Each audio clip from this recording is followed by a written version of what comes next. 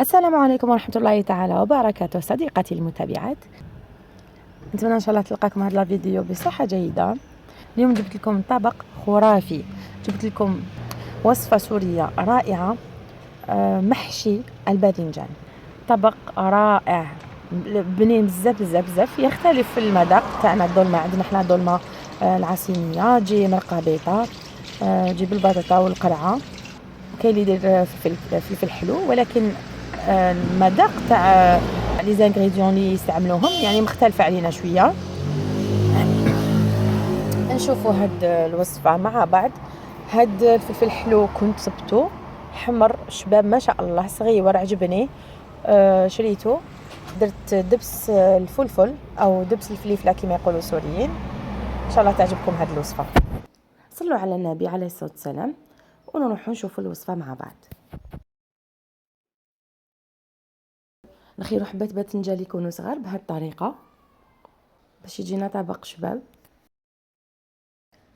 نفيديوهم من الداخل بالموس ولا بهاد الآلة اللي خاصة بالظلمة، ولا بالموس معليش، ولكن بحذر. نفيديوهم، نحولهم الزريعة، نقليوهم باش يجوا بنان. نقليوهم شوية، نعطيلهم تشويحة خفيفة في الزيت. طبعا نملحوهم، نديرو لهم قليل من الملح باش ما يجوش صامتين. درت معاهم حبيبات فلفل هاد صغار، فلفل جاي حلو يعني عطى بنة في الطبق. الرز هنا كنت غليته نص طياب، درت له شويه معدنوس، لحم مفروم وتوابل تاعو.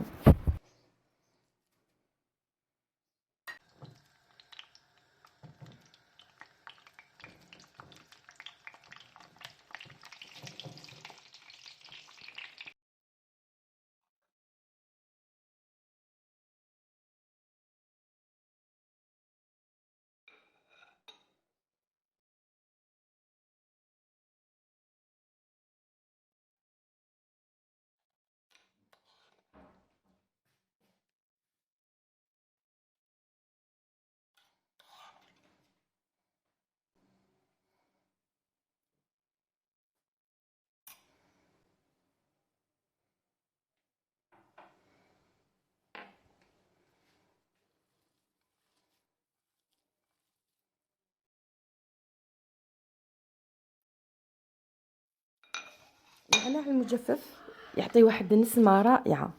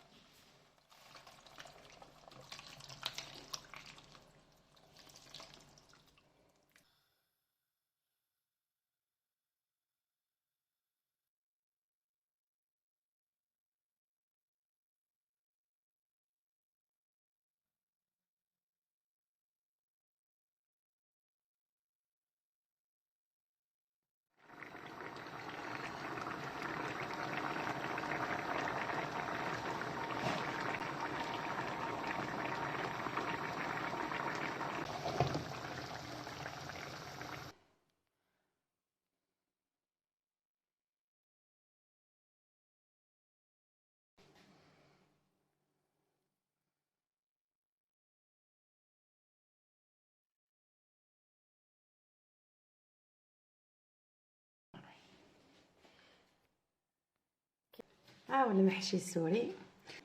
البطاطا هذه فضلت لي الحشوه، فحبيت نزيد حبيبه بطاطا باش نكمل الحشوه هذيك. ما جاتش روعه زعما.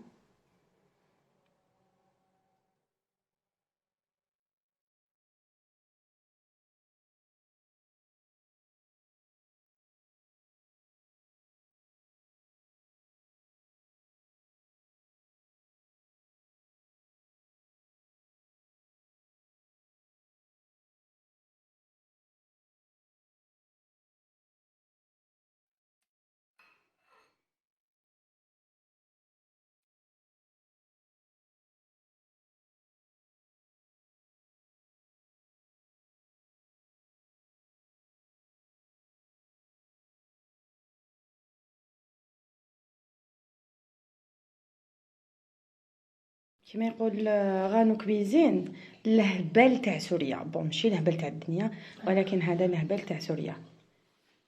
نتمنى ان شاء الله الوصفه تاع اليوم المحشي السوري يكون عجبكم. نتمنى تجربوه ماكو خاسرين والو، وشكلوا راقي بزاف بزاف. هذه هي الوصفه تاعي تاع نهار اليوم، ان شاء الله تكون نالت اعجابكم. الى فيديو اخر ان شاء الله، والى الملتقى، والسلام عليكم ورحمه الله تعالى وبركاته. سلام.